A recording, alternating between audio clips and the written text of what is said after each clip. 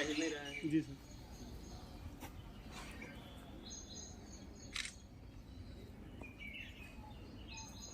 ये सब नहीं दिख प्रार्थना शुरू करिए। रास्ता शुरू करते हम लोग प्रार्थना शुरू करते हैं।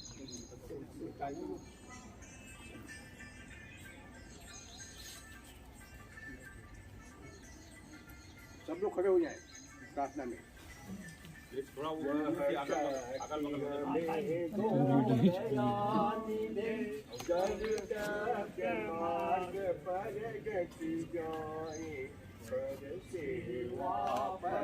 उपकार में हम जग जीवन सफल बना जाए।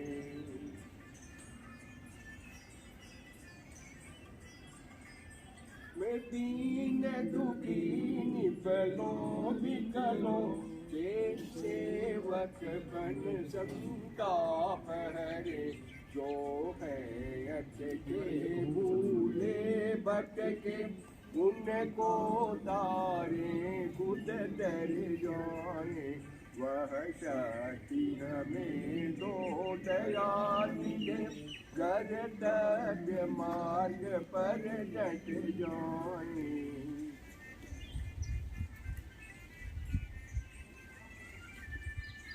संभ द्वेष पाखंड झूठ अन्याय से निस दिन दूर रहे। जीवन हो शुद्ध सरल अपना शुचि प्रेम सुधारस बरसाए। वह शक्ति हमें दो दया दे कर्तव्य मार्ग पर डट जाए।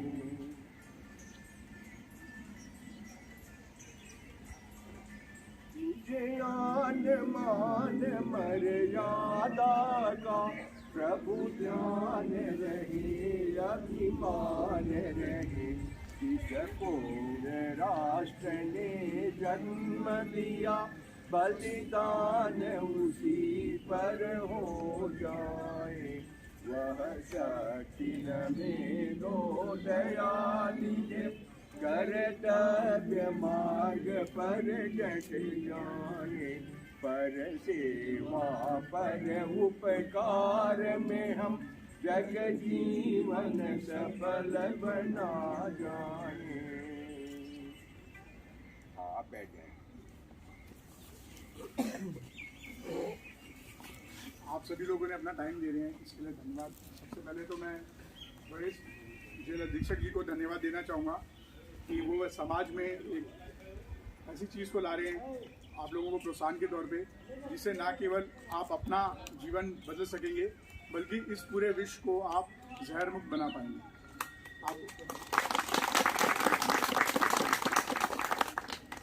आप सभी लोग जानते हैं कि हम लोग जितने हमारे विचार दूषित हैं, जल दूषित हो गया है, ज़मीन दूषित हो गया है और हवा दूषित हो गया है, पॉल्यूशन हो गया है, राइट? एग्री करते हैं? इसकी वजह से हम लोग अच्छा सोच भी नहीं पा रहे हैं और काम भी नहीं कर पा रहे हैं। और हम लोग सोचते हैं कि हम कैसे अपना समाधान लाएं। सात्विकता हमारे शरीर में कैसे आए, पृथ्वी पे कैसे आए, आसपास कैसे आए। सात्विक मतलब कि ऐसी चीज़ जिसमें किसी जीव का नुकसान ना हो, पृथ्वी का नुकसान ना हो। वो आचार्य जी अब जेब में रख लीजिए। तो सात्विकता लाने के लिए हम लोग गौ आधारित प्राकृतिक खेती कर सकते हैं। श्री सुभाष पालेकर जी पद्मश्री आवाज आ रही है। श्री सुभाष पालेकर जी जो है वो पद्मश्री हैं। उन्होंने अपने रिसर्च के बाद ये पता किया कि जो हमारी गौ माता है, यदि हम उनके गोबर और गौमूत्र का इस्तेमाल करते हैं तो हम पूरी पृथ्वी को जहर मुक्त बना सकते हैं। अभी जितनी भी खेती होती है, राइट, उसमें रसायन डालते हैं, हम लोग डालते हैं। तो रसायन डालने के लिए हमें से खरीदना पड़ता है, हमें बाजार जाना पड़ता है। हाँ बेटा, रसायन मतलब केमिकल, जैसे यूरिया, डाई, डीएपी है ना, कीटनाशक हम लोग डालते हैं। आपने अक्सर सुना होगा कि कीटनाशक डालते हुए लोग मर जाते हैं ना। और उसके बाद जब वो ज़मीन में जाता है तो वो ज़मीन पानी को दूषित कर देता है। और पानी हम कहाँ से पीते हैं? ज़मीन के अंदर से। आप बोलेंगे कि मैं तो हैंडपंप से पीता हूँ या मशीन से पीता हूँ, लेकिन ज़मीन के अंदर जो रिस्क जाता है वो केमिकल ही जाता है, जो हम खेतों में डालते हैं। फिर बारिश के माध्यम से नदियों में जाता है। नदियों का पर्यावरण पूरा ख़त्म हो जा रहा है। मछलियाँ, बहुत सारी ऐसी वैरायटी होंगी जो ख़त्म हो गई। फिर वो जब उसमें जाता है तो चिड़िया खाती है, राइट। जो पेड़ पौधे हैं उसमें भी केमिकल जा रहा है और फिर ये हवा में वाष्पित भी हो जाता है। वाष्पित समझते हैं ना, इवोपरेट हो जाता है। तो केमिकल कहाँ कहाँ आपके जल में है, ज़मीन में है और कहाँ पे वायु में और आपके शरीर में, जिसकी वजह से आपका मेडिकल कॉस्ट बढ़ गया। और जब आप जैसा खाते हैं वैसा सोचते हैं। जहर खाएंगे तो कैसा सोचेंगे, अच्छा सोचेंगे कि जहर सोचेंगे?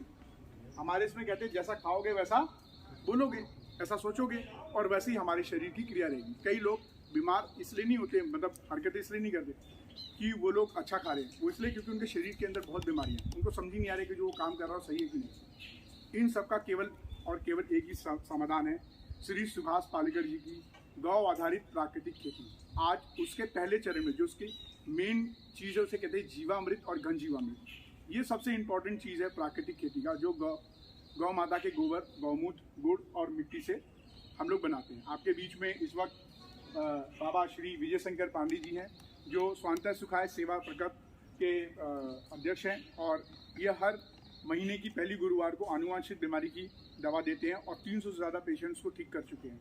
आपके बीच में प्रोफेसर डॉक्टर राजेश तिवारी जी हैं, हमारे बीच में एग्रीकल्चर एक्सपर्ट सर हैं और माफ़ करिएगा सर अवधेश त्रिपाठी जी हैं। माफ़ी चाहूँगा, चीटी को मैं हटा रहा हूँ, है ना, वो मेरे ऊपर चढ़ गई है, मैं इधर है ना। और आपके बीच में इस वक्त हैं जो प्राकृतिक खेती के भीष्म पितामह कहे जाते हैं, श्री प्रेमचंद यादव जी। इन्होंने ही ये गौमूत्र इकट्ठा किए हैं, लेकर आए हैं और इसकी विधि हम आपके जेल में ही तैयार करवा देंगे गौमूत्र इकट्ठा करने की। इससे गौमूत्र से हम कैंसर की पेशेंट्स को भी ठीक कर सकते हैं। हमारे पास में 2 पेशेंट हैं, एक गांव है क्या कहते हैं माफ़ी है, क्या नाम उसका, मोलना माफ़ी के बगल में एक गाँव है, वहाँ पे 2 पेशेंट हैं कैंसर के। वो डेली सुबह गौशाले में आते हैं, जो बच्चियाँ होती है उसके मूत्र को इकट्ठा करके पी रहे हैं और उनका रिजल्ट काफ़ी अच्छा आ रहा है। तो आप सोचिए कि इतनी शक्ति है। अब हम जीवामृत और घन जीवामृत क्या है? जीवामृत जो है वो कीटनाशक और ये तरल जैविक खाद है। जैविक यानी प्राकृतिक, प्योर प्राकृतिक खाद, सर्वोत्तम। तो आपकी गाय यहाँ की लोकल खाती है तो उसका लोकल गौमूत्र होगा और गोबर होगा। तो देसी केचुए और देसी गाय के गोबर से ही ये बनता है। और ये जो जीवामृत है जब हम खेत में डालते हैं तो उसका चमत्कारी परिणाम आता है। जो छोटे मोटे कीटे होते हैं वो तो चले ही जाते हैं, साथ ही साथ ज़मीन में जो केचुए होते हैं वो आ जाते हैं और उससे ज़मीन की क्षमता बढ़ जाती है। क्योंकि देसी जो केचुए होते हैं वो मिट्टी खाते हैं और खाद बनाते हैं और ऊपर से नीचे वो छेद करते हैं। तो क्या होता है, जब पानी बारिश का होता है तो सीधे सीधे ज़मीन में छन के चला जाता है और ज़मीन के अंदर जो नमी रहती है वो बढ़ जाती है। तो आपको ज़्यादा सिंचाई करने की ज़रूरत नहीं पड़ती है। तो जीवामृत से बनता है। जब ये जीवामृत गीला रहता है तो उसको तरल जो खाद होता है उसे कहते हैं जीवामृत। अगर इसी खाद को हम उस गोबर में डाल दें, देसी गाय के गोबर में, और इसको सुखा दें तो 12 दिन के अंदर घन जीवामृत बन जाएगा। और उसको सुखाकर जब हम फैला देंगे और उसको सुखाने के बाद जब फिल्टर कर लेते हैं तो एकदम यूरिया की तरह काम करता है। किसकी तरह? यूरिया डाई की जगह पे हम उसको इस्तेमाल कर सकते हैं। और उसको जैसे हम यूरिया फेंकते हैं ना, ऐसे पानी भरने के बाद जब ज़मीन सूखी हो जाती है और हल्की नमी रहती है तो उसको यूरिया की तरह फेंक सकते हैं। 1 एकड़ में केवल 10 किलो क्लेम करते हैं, लेकिन क्योंकि पहले आपकी ज़मीन बीमार हो गई है रसायन डाल के, तो हमें पहली बार जब यूज़ करेंगे तो 20 किलो 1 एकड़ में यूज़ करेंगे। फिर 3 साल बाद हम 10 किलो एक खेत में यूज़ करेंगे। तो आप मुझे बताएं कि गोबर की खाद के लिए आपको पैसा खरीदना है क्या? देसी गाय आपकी अपनी होगी, पुत्र के लिए पैसा देना है क्या? नहीं। यदि आप किसान हैं तो हो सकता है पहले साल आपको बेसन खरीदना पड़े, है ना, लेकिन उसके बाद दोबारा आप क्या बेसन खरीदेंगे? चना आपके खेत में ही हो जाएगा। या फिर आपका जो बेसन खराब हो जाता है, गुड़ आपके गन्ने से निकल जाता है, या पुराना गुड़ रहेगा तो बहुत बढ़िया है। और पीपल की पेड़ के नीचे की मिट्टी, इन सब के लिए कोई पैसा लगता है क्या? और इसके लिए कोई समय खर्च करना पड़ेगा? नहीं। सुबह खेलते कूदते ये मुश्किल से 10 से 15 मिनट लगते हैं। समूह की महिलाएं बनाकर वो अपनी ज़िंदगी बना रही हैं। मेरा नाम राकेश कुमार पांडे है, मैं हवाई जहाज का इंजीनियर हूँ, मैं मनोवैज्ञानिक हूँ। मैंने निराश्रित गौशाला हमारी संस्था मिलकर ली है और हम उसको डेवलप कर रहे हैं। वहाँ पे समूह की महिलाएं और गाँव के लोगों को जोड़कर उनको रोज़गार का नया अवसर दे रहे हैं, प्लस स्वस्थ रहने और विश्व को जहरमुक्त बनाने की कोशिश कर रहे हैं। अब हम ये विधि सीखेंगे कि कैसे जीवामृत बनेगा। ये पहला चरण है प्राकृतिक खेती का। ठीक है, किसी के पास कोई सवाल है? किसी को कुछ पूछना हो तो पूछिए। यूरिया और डाई की जगह पर इस्तेमाल होगा जी। बताइए, मतलब इसका इस्तेमाल क्या पूछ रहे हैं? वही ये क्या पूछ रहे हैं? पीपल के पास का ही क्यों मिट्टी लिया जाता है? इसलिए कि ये 24 घंटा ऑक्सीजन देता है। ये पीपल जो है 24 घंटा, पीपल है, बरगद है, पकड़ है, ये जो है सब 24 इसमें हम लोग रसायन भी नहीं डालते। आप कभी पीपल के पेड़ के नीचे यूरिया डाई डालते हैं क्या? नहीं सर। यहाँ जैविक तत्व ज्यादा मुख्य होता है। कारण यहाँ पे यही है कि हम इसमें कोई रासायन सर, नहीं बहुत डालते। लोगों को नहीं पता इसलिए पूछ रहे वेरी हैं। गुड, ताली बजाएं इनके लिए जोरदार ताली। कोई और प्रश्न है किसी के पास? कोई और प्रश्न? ये बहुत बढ़िया है।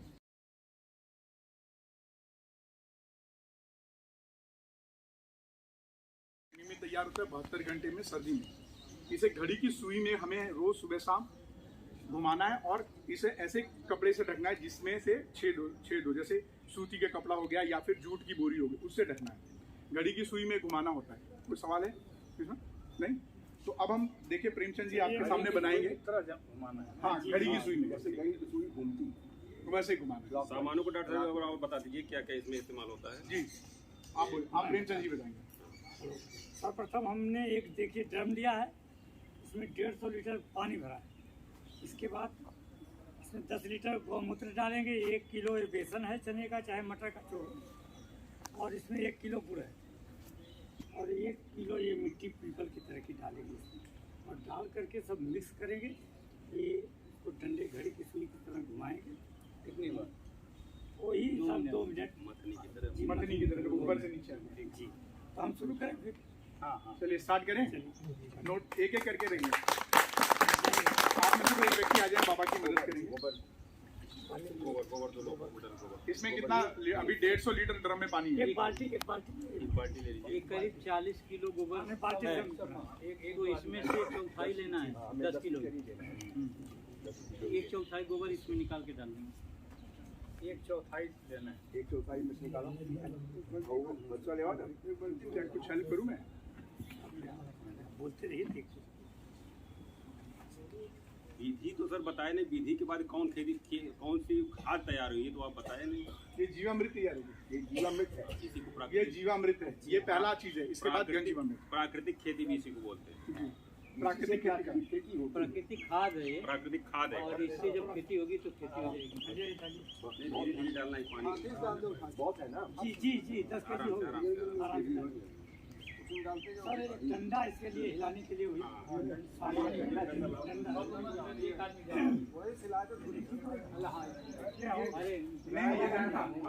ठीक है। पवित्र हो जाएगा। हाँ गाय के गोबर। गाय का गोबर है, गाँव का मूत्र डालेंगे। जी इतना गोबर पर्याप्त है। जी जी। तो सारे डिब्बे एक ही जैसे हैं। इसमें तो नाप भी दिया 15 लीटर का है। पानी क्या है? ऑयल पड़ेगा। गोबर नहीं, और गोबर नहीं। अब इसको देखिए घड़ी की तरह ऐसे पूरा मिक्स करें। मिल जाए पूरा। जी पूरा ऐसे ही रोज मिलाना। सुबह शाम जम जाएगा। कई दिन में तैयार होगा ये? 48 घंटे का। एक 2 बार खाली मिलाना पड़ेगा। उसके बाद ही इसमें एक इसको बीच नीचे पूरा 1.5 किलो बेसन, 1.5 किलो दूध, 5 लीटर इसमें भी है ना, मूत्र है ना। ये गुड़ है। बेसन बेसन है। ये बेसन है 1 केजी, 1.5 केजी, 1.5 किलो डालेंगे। डीजे में तो घुमाता रहता है। नहीं घुमा तो देखिए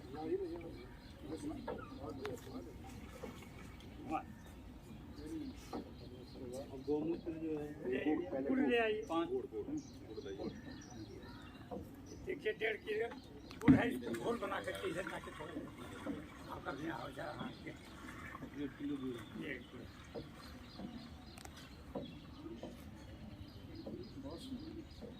5 लीटर गौमूत्र।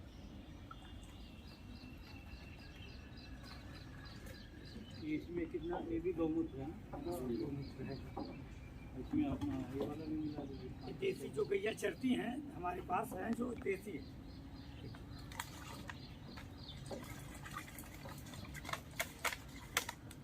इसमें जर्सी का, होल्स्टीन का, फिजियन का, उसका गौमूत्र और उसका गोबर वो कारगर नहीं है, देसी गाय का होना चाहिए। हाँ, साहिवाल है, गिर है, राठी है, कोई वैरायटी है भाई। हाँ, सिंधी है, ये सब गायें जो हैं। भारतीय नस्ल की गाय को कैसे पहचानेंगे, कोई आइडिया है किसी के पास? हाँ, ये बहुत देखिए अच्छी चीज बता रहे हैं। काम देने तो गैया की काम नहीं करेंगे। नहीं भारतीय नस्ल की गाय को पहचानने का क्या क्या है? कैसे पहचानेंगे कि ये भारतीय है विदेशी? किसी को कुछ आइडिया है कैसे? के पास अगर ललरी है वेरी गुड, वेरी नाइस। तो हम पहचानेंगे गैया। ये देसी गाय है। ताली बजाने के लिए ये बड़ा जानकार आदमी है। किसानी किए हैं आप? क्या नाम भैया आपका? सर सूरज पटेल। सूरज पटेल। कहाँ घर है? सर यही बैठू पूरा थाना चौधरी बना रहा। बहुत बढ़िया जानकारी, वेरी गुड। ताली बजाए एक बार और इनके लिए। चौथा चीज है ये गौमूत्र। ये गोमूत्र है, इसमें गोमूत्र डालते हैं। और जैसे नाभि निकली हुई है ना, नाभि निकली रहनी चाहिए। नाभि नीचे निकली रहती है। हाँ, दिल, लर और सींग देसी गाय की है पहचान। और जितनी छोटी उतनी बढ़िया।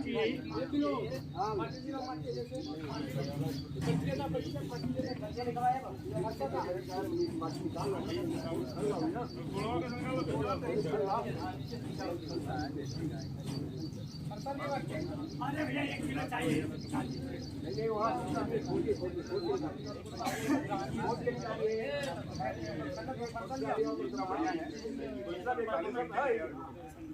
उधर वाली वही बोले, वो नहीं छानने की जरूरत नहीं है। छानने की जरूरत नहीं है। अगर खेतों में स्प्रे करना है तो 5 परत को उसमें छान लेंगे और जो स्प्रे वाली मशीन होती है उसमें डाल देंगे। सारी कीड़े ऊपर से आपकी शक्ति बढ़ जाएगी, पत्तों का आकार बढ़ जाएगा उसकी उसमें, और बीज उसमें। ये देखिए निमास्त्र है और ये जीवामृत।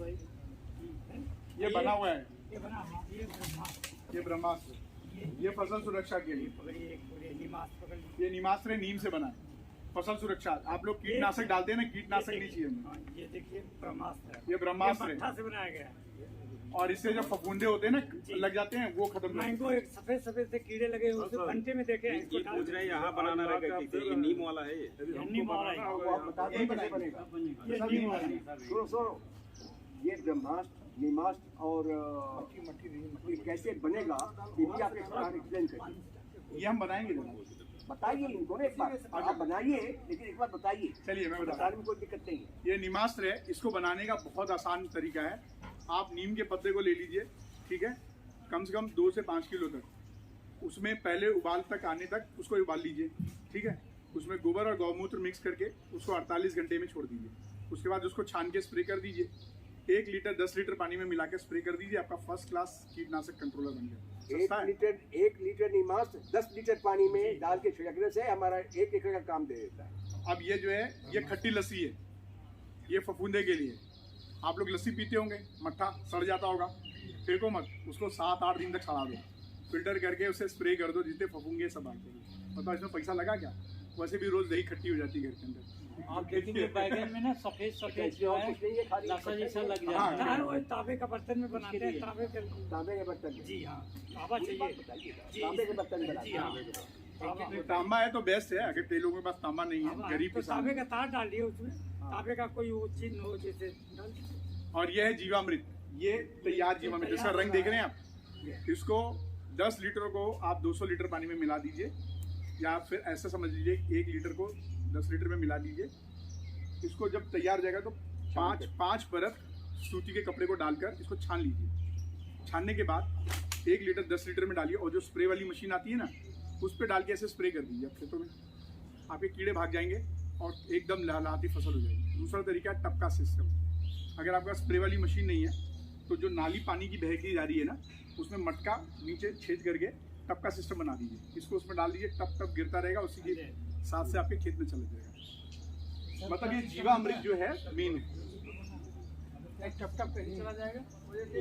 मटका रहेगा ना, उसमें छेद करके एक बत्ती बना देंगे और वो बत्ती से पानी जहाँ नाली है उसके ऊपर रख देंगे। और वहाँ से टप टप गिरता रहेगा, जो पानी बह के जा रहा है उसके साथ मिक्स होके वो खेत में जो पाइप में जो पानी जा रहा है, ये तैयार होने के बाद ऐसा दिखेगा। ये जीवामृत कैसे तैयार, ये जो बता रहे ये हैं तैयार होने वाला तैयार यही जीवामृत। और ये जीवामृत मेन है। प्राकृतिक खेती की 4 ही चीज है, बीजामृत, जीवामृत, आच्छादन और वाष्पा। अगर ये 4 चीज हम अपने खेत में अप्लाई करते हैं तो बहुत ही खूबसूरत फसल आपको मिलेगी और इतना फर्स्ट क्लास फसल मिलेगी, 1 पैसे का खर्चा नहीं है। ना आपको रसायन डालने का है, ना बाजार जाने का है और ना ही अपनी पॉकेट से पैसा खर्च करने का, सिर्फ मेहनत लगेगी और मशीन लगेगी। ये सब्जी में डालिए, उसका उत्पाद बढ़ जाएगा। इसको स्प्रे कर सकते हैं। ये जो अभी जीवामृत का बना लीजिए ना। बीजामृत की बात की आपने, वो बीज शोधन है। उसके बारे में आपने बताया नहीं। बीज शोधन के बारे में बताइए, क्योंकि मुख्य पहला स्टेप तो वही है। बताइए शोधन कैसे करेंगे आप? बीजामृत, आप जो बीज लाते हैं उसको आप शोधन करते हैं, केमिकल में ट्रीटमेंट करते हैं, कई बार मार्केट से वो बनकर आता है। तो हमें क्या करना है, जैसे गेहूँ लाते हैं वो रंगा हुआ मालूम होता है ना, लाल पीला, तो वो केमिकल होता है। वो क्या होता है, अब वो खाएंगे तो आपका तो नुकसान हो जाएगा। आप बोलोगे साहब तो ये तो बड़ा उल्लू बनाने बात है, आप बोलते हो बीज बाजार से लाओ। बीज आपको अपने खेत का यूज़ करना है। पहली बार आप यूज़ कर सकते हो, लेकिन अगली बार आपको अपने खेत का बीज यूज़ करना है और उसको खुद ही ट्रीटमेंट करना है ताकि उसको बीमारी ना लगे। उसके लिए कहते हैं बीज शोधन या बीजामृत। बीजामृत बनाने का तरीका है, 2 मिनट शाम के गौमूत्र, शाम को ध्यान रखना फिर। भुजा हुआ चूना, ठीक है, भुजा हुआ चूना, गौमूत्र और उसमें गोबर, ये मिलाकर पानी में और बीज को अच्छी तरह रगड़ लेंगे और उसको भिगो के रख देंगे। 24 घंटे बाद निकाल के बीज को सुखा देंगे, उसमें से पानी में से और उसको छिड़क देंगे। आपका बीज फंगिसाइड, मतलब जो उसमें बीमारी लगने वाली है उससे ठीक हो जाएगा। और जब खेतों में डालेंगे और जमाव एकदम जबरदस्त खूबसूरत जमाव होगा। नहीं, ये बात हम कहेंगे कि आपके पास जब कोई प्रिंटेड लिटरेचर हो, आपको दिया नहीं तो एक है तो उसका फोटोकॉपी करा, नहीं, इसको है, दूसरा भी है, इसमें सारी भी है। तो सही है, लेकिन इसको दे दीजिए, इसका प्रिंट आउट करा के हम बटवा दें आप। ठीक है, दिया ना एक कॉपी, एक हाँ, कॉपी वो आपके अस्थायी पास, रहेगा। आपके पास एक कॉपी दी है। यहाँ पे भी ना उसका सारा सिस्टम हम लगा देंगे। सर कितनी मात्रा रहेगा शोधन वाले? शोधन के लिए 50 ग्राम दीजिए, भुजा हुआ चूना 50 ग्राम रहेगा और 1 लीटर गौमूत्र रहेगा और 500 ग्राम करीब गैया का गोबर और गौमूत्र और सबको मिक्स करके पूरा मिला देंगे। जब मिलने के बाद उसको छाया नहीं सुना। हाँ बोलिए। खाने के बाद आप लोगों को ये जो प्रशिक्षण दिया जा रहा है कितने बीज के लिए जो प्राकृतिक खेती कराने के लिए किया जा रहा है, ये थोड़ी सी और आप सारे लोग यहाँ 6 एकड़ में खेती होती है तैयार करके उस पर छिड़काव और करके ये सब जब उपयोग करेंगे, अभी कुछ अच्छा उसी में एरिया में इस खाद का उपयोग करके देख लेंगे उसको हमने तो डाल दिया आप होगा। जान जाएंगे कि रासायनिक खाद से क्या पैदावार हो रही है, इससे क्या पैदावार हो रही है। हम यहाँ उपस्थित हुए हैं, हमारे साथ जो है विजय शंकर पांडे जी चार्टेड अकाउंटेंट हैं, वरिष्ठ अधीक्षक विनोद कुमार जी, डिप्टी जेलर श्रीधर यादव जी, जिनके सहयोग से ये प्रशिक्षण आप लोगों को दिया जा रहा है। हमारे बीच में अवधेश त्रिपाठी जी हैं, यहाँ टीचर हैं Shri Durga ji homeopathy medical college में, दुर्गा जी इंटर कॉलेज में। तो हम लोग आए हैं, ये आप लोगों को प्रशिक्षण दिया जा रहा है, इसको आप ध्यान से सुने और यहाँ जो उसका क्रियान्वयन किया जाए। तो हम प्राकृतिक खेती से ज़मीन को भी विष मुक्त कर लेंगे, अपना अनाज भी विष मुक्त कर लेंगे, और वही हम कब जब खाएंगे तो जो भी लाइफ स्टाइल डिजीज है, आजकल बहुत सारी बीमारियां हैं। मैं यहाँ डॉक्टर राजेश तिवारी यहीं राजकीय होम्योपैथी मेडिकल कॉलेज में वहाँ प्रोफेसर हूँ। तो हम लोग देख रहे हैं कि ज़्यादा जो हमारा आहार प्रदूषित हो गया, जिसकी वजह से बहुत सारी बीमारियां हैं, डायबिटीज़ है, हाइपरटेंशन है, रीनल फेलियर हो रहा है, गुर्दा खराब हो रहा है, और ये सब लाइफ स्टाइल डिजीज हैं। ये सब सिर्फ अपना आहार अगर कर लेंगे, सुबह एक्सरसाइज करेंगे तो ये सारी बीमारियां आपको दूर हो जाएंगी। बहुत बहुत धन्यवाद। मैं चाहूँगा कि ये जो हमने जीवामृत बनाया है ये पहला चरण है। हम दोबारा आएंगे, अभी आपके यहाँ पे हमें घनजीवामृत बनवाना है। ये पे बनवा देंगे घनजीवामृत, ठीक है। तो जीवामृत, घनजीवामृत, इसके बाद अग्नियास, ब्रह्मास्त्र, 10 पन्नी यंत्र और ऐसे करके बहुत सारे कीटनाशक है। प्लस खेतों में आच्छादन कराना हमें आपको बताना पड़ेगा। आच्छादन एक तरीका होता है ज़मीन को ढकने का, तो इसके लिए हम दोबारा आएंगे। हम चाहेंगे कि देर हाँ मुद्दा है, गुड़ भी है, बेसन भी है। अभी बना के इसको बना दें क्या? मुक्त नहीं है। अरे तो जो आप जीवामृत बेसन है, हाँ वो आपका जो जीवामृत है, जीवामृत जीवामृत से लगा सकते हैं। बेसन गुड़ डाल के जीवामृत मिला के मिला सकते जीवामृत है हैं। प्लास्टिक, अगर ये प्लास्टिक हो तो ले आई उसके नीचे इसको जीवामृत हम लेकर आए हैं, उससे बना लेंगे। अभी आपको घनजीवामृत भी बनाना हम सिखा देंगे, तो ये भी बहुत इजी है, कोई मुश्किल काम नहीं है। हमें ना वो दूध वाला 2 बोरी तो बताया नहीं हमको 2 कुंटल बीज रखना है तो उसमें कितना चूना डालना है, कितना। अच्छा ये अधूरा रह गया, बता देता हूँ। ठीक है, उसके लिए हमें 5 किलो गोबर चाहिए। 2 कुंटल नहीं, जीवामृत की बात कर रहे हैं आप। बीज रखेंगे हम। अरे बीज संशोधन की बात कर रहे हैं। बीज संशोधन में 50 ग्राम 50 ग्राम मरा हुआ चूना, ठीक है। 1 लीटर गोमूत्र, 1 लीटर 5 लीटर गोबर 5 के लिए हाँ 1 लीटर 500 ग्राम गोबर, और क्या चीज मैं इसलिए नहीं, वो मतलब कितने चीज के लिए, कितना के लिए वो बताइए। 1 कुंटल के लिए, ये 1 कुंटल के लिए है। नहीं, ये 40 ग्राम के 40 किलो के लिए, 40 किलो के लिए है। मतलब अगर आपको 1 कुंटल बनाना है तो आपको 150 ग्राम चूना चाहिए, 2 लीटर 2.5 लीटर गोमूत्र चाहिए, 2 लीटर गोबर चाहिए, बस 2 kg गोबर चाहिए बस। नहीं मैं बता वो मात्रा वाला अलग से, मात्रा वाला मैं एक मिनट में मात्रा बोली। मात्रा समझेंगे अलग से बता दिया हाँ जाए। 1 मिनट जरा ध्यान से सुन लीजिए, बहुत कोई मुश्किल काम नहीं है, बहुत क्वेश्चन मान के चलो। कितना? 5 किलो गोबर, 5 लीटर गौमूत्र और 50 ग्राम भुजा चूना, 5 का हिसाब हो गया। और 1 मुट्ठी मिट्टी, और उसमें मिलाएंगे 20 लीटर पानी। सिंपल सा फॉर्मूला, 5 5 5 और 1 मुट्ठी और 20, कुछ नहीं करना है। 100 किलो के हिसाब समझ में आ गया आपको? 5 किलो गोबर, 5 लीटर गौमूत्र, ठीक है, 50 ग्राम भुजा चूना और 20 किलो आपको 20 लीटर क्या चाहिए आपको? पानी। इसमें 100 किलो बीज डालकर उसका शोधन 24 घंटे रखिए और उसको निकाल के सुखा के स्प्रे कर दीजिए। पानी में भिगोती हैं अभी, बस सिंपल सा बीज शोधन, कोई मुश्किल काम है क्या? कुछ भी नहीं है। और दूसरा सर को जो नीम का बोले पकाने नीमास। के लिए 5 किलो का, नीमास, उसे कितना पानी डालेंगे, कितना पका के रखेंगे तब ना? बिल्कुल। देखिए आप भी बोले नीमास। हाँ नीमास इसके लिए 5 लीटर ले गए गौमूत्र ले गए, उसमें 2 किलो नीम की पत्ती ले उसको पूरा 5 लीटर पानी डाल करके खौलाएंगे, खौला करके उसको रख देंगे छाया में रखने के बाद उसको 100 सेल्सियस गैस पे 100 mg सेंटीग्रेड पे पहली हाँ, बार जब खोलने लगे तो मालूम हो एक उबाल आ जाए पूरा, खोल जाए। हाँ एक मतलब एक उबाल आ जाए, उसको उठा के रख दीजिए छाया में। इसके बाद उसको छानिए, 100 ग्राम इसको मिलाइए और 1 लीटर पानी, 1 लीटर में 10 लीटर पानी। समझ में आ गया मात्रा? नहीं तो जल ही जाएगा, अब मात्रा नहीं समझेंगे। 1 लीटर में 100 ग्राम ये निमास डाल करके छिड़का वैसे हम लोग कोशिश कर रहे हैं कि एक पेपर रखा है उसका जो है फोटो कॉपी करा के एक प्रति आपको दे दी, पूरी विधि लिखी हुई, और आप इसको अपने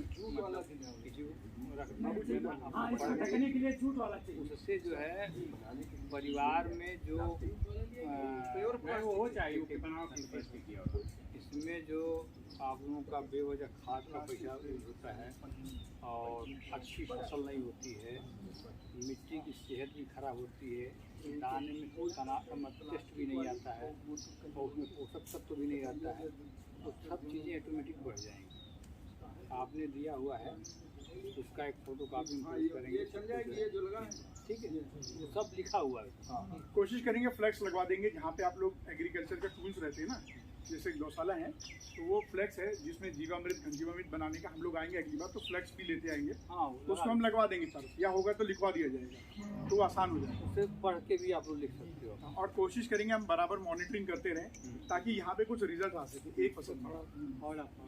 तो आप लोग यहीं पे ट्रेनिंग ले लेंगे। डॉक्टर जी बताइए ये 200 लीटर कितने मतलब फसल के लिए पर्याप्त होगा? ये ये 1 एकड़ के लिए एक एकड़ एक एकड़ में पर्याप्त 200 लीटर पेट्रोल में। अब 10-10 दिन पे डालना है, विधि है जी शुरू में 10 दिन शुरू में 10-10 दिन पे, फिर तीसरी के बाद 21 दिन पे, और उसके बाद लगातार आप डालते रहिए जब आपको मन लगे। जब सिंचाई करिए तब बहुत सिंपल। इसको ना सूजी के कपड़े से या घड़े से ढक दिया जाएगा और इसको बना लेंगे। इसको यहाँ बिछाइए, पेड़ के नीचे बनाएंगे।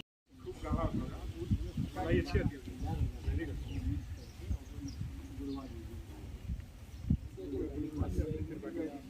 देसी गाय खुदते रहे नहीं मिली उनको ऐसी मजबूत। एक बहुत साहब के यहाँ थी, बोले मैं बेचूँ।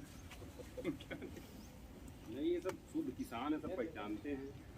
नहीं ये बहुत अच्छे हैं, जानकार लोग हैं। हमारे यहाँ भी अप्लाई करें धीरे से अच्छा। गाय और भैंस का अलग अलग पहचान जानते हो? गाय भैंस कैसे पहचानोगे? गाय भैंस का अलग अलग पहचान जानते हो? मान लो अंधेरा हो गया रात में, ठीक है ना, बिजली कट गई, एक ही कमरे मान लो गाय भैंस दोनों बधी हुई है, कैसे पहचानो बताओ? टेक्निकल क्वेश्चन है। इसमें सिर्फ ललरी का ही सिर्फ मेरे को कुछ नहीं दिख रहा, आंखें दिखी। आपको देखी रंग तो माल में बढ़िया की आँख से अंधेरे में आके देखोगे। तो ये पूरा व्यवस्था लेकर आए, इसलिए बीच में बिटामा कहा जाता है इनको।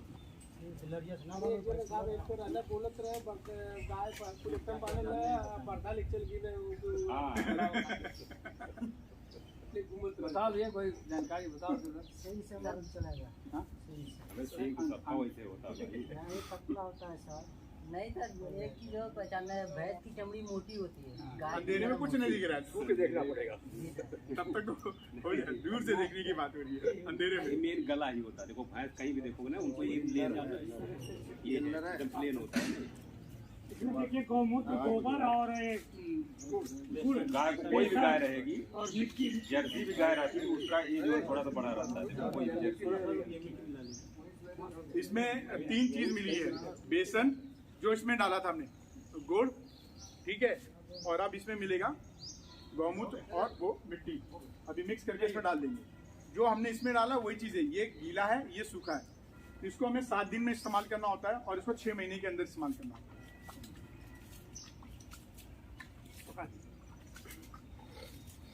40 घंटे में खाना शुरू हो जाता है। इसको एकदम भुरभुरा बनाना होता है। एकदम भुरभुरा, बिल्कुल जी राख जैसे बनाना पड़ेगा। नहीं सर, बरसात में नहीं, बरसात में छाँव में बनाते हैं। गेहूं वाला बोरा मंगाओ। आपको ये छोड़ दीजिए। अब मिक्स करो। इस गोबर को हम 6 महीने में खाद के लिए तैयार करते हैं। क्यों डॉक्टर? जो गोबर हम साल भर तक तैयार करते हैं, मतलब 6 महीने तक, वो 1 हफ्ते में मतलब खाद बन के तैयार हो जाता है।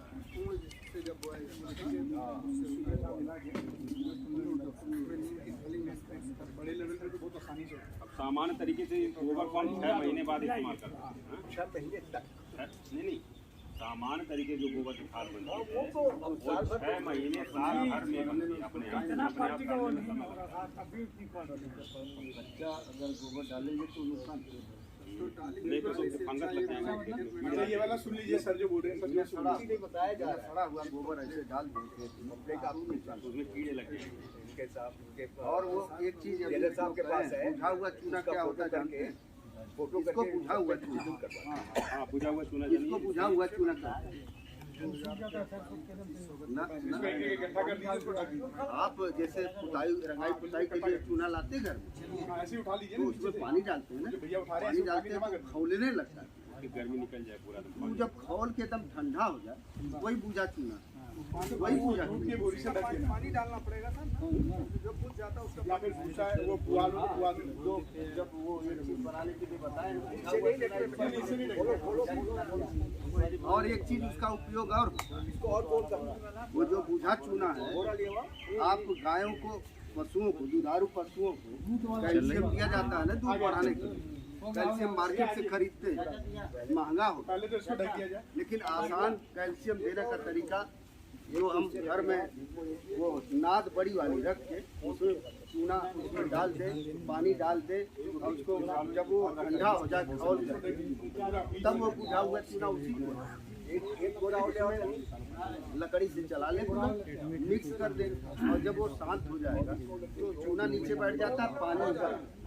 वह पानी ले करके जब हम पशुओं को चारा दाना देते हैं पानी मिलाने के लिए, वो पानी अगर हम मिला के दें तो हमारी कैल्शियम की पूर्ति सस्ती रूप में बड़े आसानी से बहुत बढ़िया तरीका। और एक सवाल यहाँ कोई नहीं किया है, करना चाहिए था, उसको हम बता देते हैं।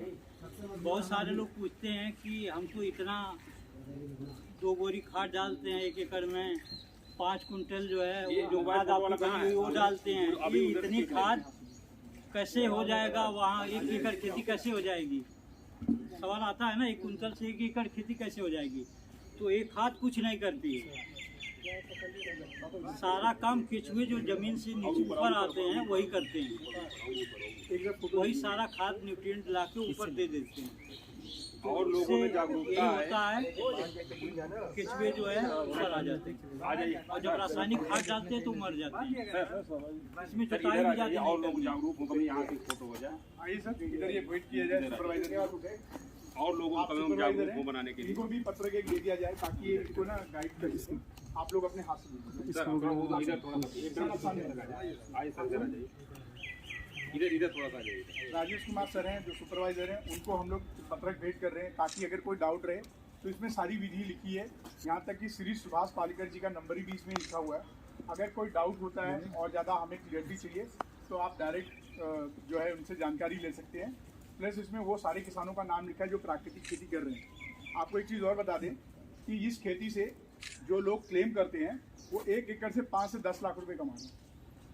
और कैसे कर रहे हैं? वो है गांव आधारित 0 बजट बहुफसली प्राकृतिक खेती, यानी पंच स्तरीय बागवानी करके 1 एकड़ से 5 से 7 लाख रुपए तक कमा रहे हैं। तो आप सोचिए कि अगर आप ये काम सीख लेते हैं तो जो लोग बेरोजगारी की वजह से कुछ जुर्म करके आए हैं वो अपनी ज़िंदगी फिर से वापस बहाल कर सकते हैं, पैसे की दिक्कत नहीं होगी। और यही हमारे प्रशासन अधीक्षक जी का है कि आप लोग एक बेहतरीन इंसान बनकर, आत्मनिर्भर इंसान बनके यहाँ से जाएं। बहुफसली जो हम कई फसल एक साथ उगाएंगे उसके बारे में बताइए। देखिए, जो जंगल है उसमें कभी आपने पौधा अकेला देखा है? उस पौधे के साथ में घास होते हैं, फूल होता है, छोटा पौधा होता है, फिर बड़ा पौधा होता है, पेड़ होता है। तो जब हम खेती करते हैं तो हमें भी इसी तरीके से करना होता है।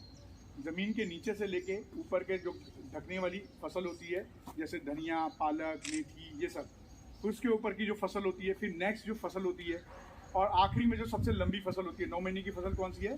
गन्ने की। और हर एक फसल के साथ में हमें दाल की फसल ज़रूर लगानी है हर सीज़न में। तो ये सारे परिवार जो मिलकर होता है इसे बहुफसली कहते हैं। यानी हम खेत में केवल एक क्रॉप, मोनो क्रॉप नहीं लगा रहे, मतलब एक सिंगल नहीं, अगर लगा रहे तो धान ही धान नहीं लगा रहे, उस धान के साथ में और भी कुछ लगा रहे। जैसे हमने बाजरा बो रखा तो ये अकेले बाजरा, इस बाजरे के साथ में हम और भी चीज़ें बो सकते थे जैसे उड़द की दाल, है ना। तो ये मिलकर जो बागवानी होती है इसे बहुफसली कहते हैं और जो एक दूसरे की मदद करते हैं, क्योंकि ये नाइट्रोजन फिक्स करता है। क्या करता है? नाइट्रोजन। अब जैसे मान लीजिए सबूबल का पेड़ है, उसका हरा चारा जानवर के लिए हो जाता है और वो आसमान से, हवा से नाइट्रोजन खींच के ज़मीन में डाल देता है। और उसके नीचे की जो फसल रहती है वो बहुत अच्छी होती है, खासकर जब गेहूं के खेत में।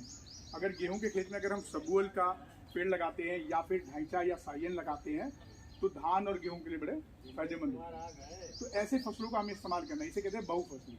यानी हमें साल भर पूरे फसल मिलता रहे, एक सब्जी नहीं, कम से कम 15-20 सब्जी पूरे सीजन में निकले। सब्जी मंडी आपकी तैयार रहेगी हमेशा, है ना। ये है बहुफसली। अब बात ये है कि ये चीजें आप जेल में करके दिखाएं। ये चीजें हम यहाँ इसलिए आए हैं कि आप यहाँ हैं, जब तक इस जेल में करके उत्पादन करके हमें दिखाएं और आप लोग उसका लाभ उठाएं। जी बिल्कुल सही। हमारा उद्देश्य है। सवाल है कि खेत में नाइट्रोजन का क्या काम है? नाइट्रोजन का मुख्य जो काम है वो पौधे, पेड़ पौधे और फसलों की ब्रांचेज, डालियाँ, पत्तियाँ, ये सब हरी भरी रखता है। आप देखते होंगे जब टॉप ड्रेसिंग करते हैं तो टॉप ड्रेसिंग के बाद यूरिया डालते हैं टॉप ड्रेसिंग में तो उसका कलर बदल जाता है फसल का, एकदम हरा हो जाता है। तो यही परिणाम दिखाता है कि ये नाइट्रोजन का काम कर रहा है। अगर सर नाइट्रोजन ना हो तो पत्तियाँ पीली पड़ जाएगी। पीली पड़ जाएगी, 2 कारणों से पीली पड़ती है। एक तो नाइट्रोजन की कमी से और कभी कभी पानी की अधिकता से भी पीली पड़ जाती है। तो उसका मतलब यह नहीं कि नाइट्रोजन की कमी हो गई, नाइट्रोजन की कमी से भी पीली हो जाती है। जब आप फिर यूरिया नाइट्रोजन के रूप में देते हैं तो उसका परिणाम बेहतर हो जाता है। तब हरी भरी हो जाती हैं, ब्रांचेज ज़्यादा निकलती हैं, पत्तियाँ खूब निकलती हैं, खूब हरी हो जाती हैं। Very good. यहाँ पे दोनों लोगों के तालियां बजाने के सवाल पूछे। और जो अभी दलहनी फसल की बात सर ने किया, तो दलहनी फसल जब हम अपने खेत में उसका भी समावेश करते हैं उस हर फसलों के साथ साथ, तो उसमें एक बेहतर गुण यह है कि वायुमंडल में नाइट्रोजन पर्याप्त मात्रा में, सबसे ज़्यादा नाइट्रोजन है, लगभग 79% नाइट्रोजन है। लेकिन वो अपने आप तो मिलेगा नहीं, लेकिन दलहनी फसल में ये गुण है कि उसकी जड़ों की ग्रंथियों में एक राइजोबियम जीवाणु होता है, जिसके अंदर वो क्षमता होती है कि स्वतंत्र नाइट्रोजन का फिक्सेशन वो करता है जड़ों में, और उससे उस फसल को लाभ मिलता है। और उस फसल के कटने के बाद आगे दूसरी बोई जाने वाली फसल को भी उस नाइट्रोजन का लाभ मिलता है, स्वतः मिलता है। आपने बताया कि 1 एकड़ में 5 लाख कैसे कमाएंगे, कुछ समझ में आई बात? जैसे हम बता रहे हैं कि इतने एरिया में 50,000 कमाया जा सकता है। कैसे कमाया जा सकता है? नीचे आप हल्दी या अदरक बो सकते हैं, उसके ऊपर चौराई है, पालक है, धनिया है, मेथी है। जब इसको आप निकालेंगे 50-60 दिन में तो उसकी गुड़ाई हो जाएगी।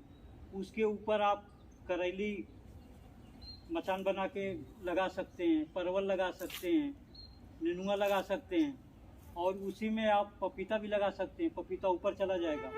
तो हम इतने ही ज़मीन में 50,000 कमा सकते हैं।